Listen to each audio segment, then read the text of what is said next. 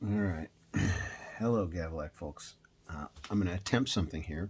This is my edit space, my current home edit space. And what you see here is not the actual project. It's not the actual project in which or where I cut this music video, the monster music video. Well, that's what this is right here. This is the sequence and timeline.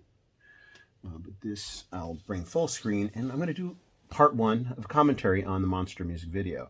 I would say it's technically my first solo or independent short film. I did one in college, and I've done projects, but this is a complete short film scripted with a music with a song in the middle of it. It's total running time is 5 minutes 32 seconds and 27 frames. The song itself is just under 3 minutes, I believe, and it's right in the middle. So it's a story music video. If you have not seen it, you can go ahead and watch it. I'm going to play pieces of it and comment. This will be part one. I'll probably do part two, part three, part four. Who knows how many parts. Who knows how much I can say about the monster music video. It was a joy to do. Steve Watson mentioned it in episode 2. So let's just start from the top. This basically is a 2-location shoot, starting in the first location. This was also first day of the shoot. Let's just watch some of this. Get rid of this stuff up here. Remind me tomorrow. Not now. All right. Here we go. Let's see how the volume is first. Let's put the volume up and see. Oh, all right. So it's in my headphones. So let me unplug the headphones. All right. Start over. Let's see how loud this is.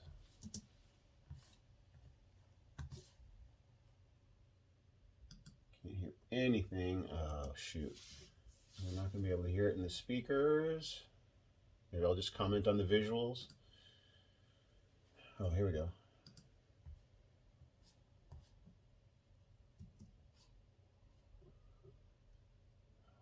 Where are my speakers? QuickTime player output. iMac Pro speakers. Is this an iMac Pro? Yeah, I mean. All right, so I should have tested. So let's do a visual notes. Perfect. All right, we're just going to comment on the visuals. So actually, up to this point, this is a good place to comment. So see this here. You have a graphic interface inserted into an iPad that my actress is holding. So we're shooting over the shoulder. And actually, I believe this is a still frame. And I've included a still frame, and I put a slight push on it to make it feel within the pacing of the music video. So this is actually a 99%. Well, let me see if it is. Let me play it. Oops, am I not playing? Let me see. Let me go back to that. All right, so we have her looking. No, it's not a still frame. I'm wrong. We did film that. I put the push artificially myself, but she is actually holding it. I was wrong. But I have inserted this whole thing. So this is a black screen, and I have inserted the shot. And this, I think, is the audition tape for this actress. I think she, because when I shot the auditions, I'm like, well, I want this to, I don't want, there's no callbacks, right? I'm going to audition for, I auditioned, 6, maybe 6 or 8 actresses, but only like 4 for Becca, including the actress who got cast as Cindy. Cindy did a take with Becca's lines as well, and this was the right Becca, and Cindy was the right Cindy. This girl pulled it off. I actually need to get her contact information. She wasn't in the call sheet because I didn't need her there that day, so she doesn't even know this is on the interwebs yet. Let me scroll back to the beginning. So the production value on this video is so high compared to what we spent. So we spent $2,500, maybe.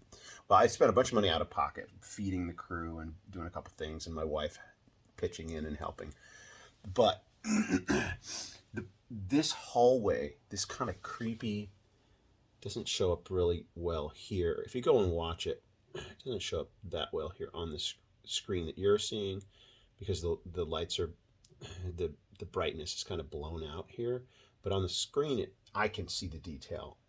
I see the detail of the, there's like 4 drawers and a cabinet here. If you go back and watch the music video. So this is a, there's character in this house. You know, there's some trim along the bottom, and it's just black over here. And it's like, this is anywhere hallway. You see light coming through a doorway. And as it comes up, you hear a girl in her room talking on the phone. This is her door. Look at the character in that door. How many times has this been repainted, right? This is an old place. Look at this. You know, wait, what kind of doorknob is that? And look, it has an old keyhole. It's been painted over how many times? Light coming through here. And so you're hearing a conversation unfold. If you haven't watched it, the theme of this video is anti-cyberbullying, or anti-bullying in general. And so it's the conversation going on is a girl talking to her friend about an incident that happened that day at school, high school, and a girl accidentally photobombed. So if you listen to the dialogue, the girl on the iPad is saying, "Oh my gosh, remember that girl? I was taking a picture of this guy, but right as I took the picture, so-and-so comes out of the classroom, and look at the picture that I got, and I am going to make it viral. I am going to troll this girl. I am going to bully this girl and make her look like a loser, make her look like a fool in front." Like, in not so many words, but that's essentially what's going on.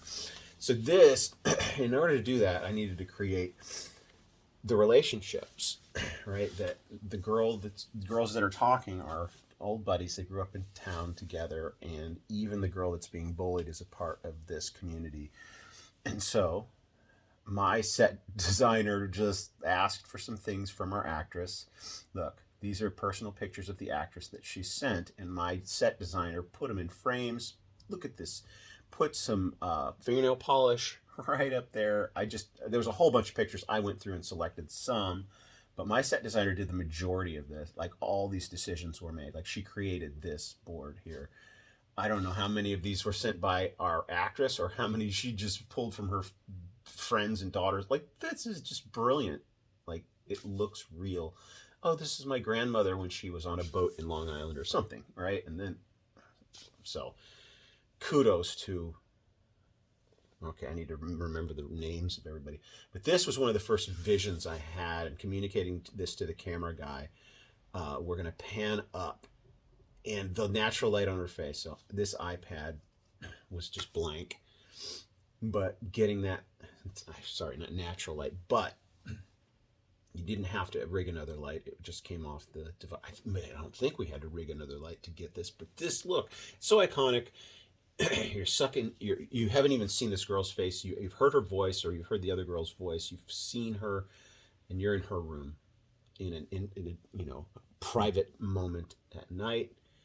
Here's her buddy. They're just giggling, but something nefarious is afoot. This girl's being sucked into something, so I do go closer on that. Now, I want to point out more graphics. This graphic layout, I'm not going to say it here, but this is done by a professional, a guy who does it every day at work in a place that I used to work. And when I was working there, I went into him and said, "Hey, I need something. I need an interface that looks like an app they're communicating." And he just created this generic, I don't know who these names are over here, just this generic interface of some app that these girls are communicating through. And it's like the brilliance of having people around you that are friends of the band even, do things for free. Like, this guy gets paid to do this, and I'm like, this is what I need. I need a Becca, and then I need an app. Yeah. So she's laughing. I don't want this to go too long, but I'm just going to go through the first scene. So we have, the message is to mess with this girl. For some reason, I don't know why people decide they want to target somebody else. I don't know what it is. People just don't have any meaning in their lives or something, and they find somebody to put down, somebody they already perceive as lesser than themselves, and they just want to push them lower and get laughs and be, have the mean girl popular group just pat you on the back and say, oh, you really ripped her. Who knows why, but that happens like every day, all the time. So I've been thinking of doing a final pass on this video, and one of the potential changes would be to change this word. We technically could change all of this. We could change the picture. We could change anything we want. But loser is the intent, right? They are putting her down. She's a loser. Whatever the terminology is these days, is there a universal term that all generations that watch this video will grasp? I don't know if loser is the right word or not. I think it's the best word, but I don't know. But so that's the decision I made there. And then, so she's you're going to share this. You're going to join us. You're going to be one of the team members who totally destroy this girl's life. That's the goal. Maybe it's not the goal, but it's what is the potential outcome, right? I don't know. Light comes on. Uh-oh, I'm up past my bedtime. I shouldn't even be talking to you. Goodbye. Lights out. And then she falls asleep. And then we're into the song. This is right here. You've got creepy footsteps. You do have a cymbal swell or something. I don't have the audio here, but I have a cymbal swell that's not a part of the actual song. The drums are the very first thing of the actual song. The drums that hit with the flashing of the black light. So that's me, the silhouette. And it's really quick too. I mean, there was an issue I was working around. You know what? You would like this to be a longer image if it were a longer piece of media. If I were creating a longer piece of media, this suspenseful moment, this should be a suspenseful moment. But here in the video, I'm just communicating that there is a presence entering her mind, I guess. And then here's the pan up, and this is, I'm not, I mean, it's kind of a creepy shot. I don't know how thrilled I am with it, but I think it has an impact. I had to do a lot of work to bring my eyes out there. This is post-production work. Like the lighting here, you couldn't, I just had to do some overlays and brighten right in the pupils, or not the pupils, but the whole eye area, the whites and the contact lenses and the pupils. Right, I had to bring that out because it needed some attention, because that's kind of what you need to be drawn to, and without it on there, without that extra work, it's darker. It doesn't have the effect. And I think it's fairly effective. This was a fun day. You know what? I am just scratching the surface on the commentary on this. Oh yeah, there's so much to talk about. So what I've gotten into, and this is just audio, and this is just video, not audio, and I'm only a minute into the video. All right, so we made it less than a fifth of the way through the commentary. I don't need to be any longer than this, so stay tuned for part 2. Maybe I'll do it tomorrow. Here we go. This is the GAVLAK show, talking about all things GAVLAK.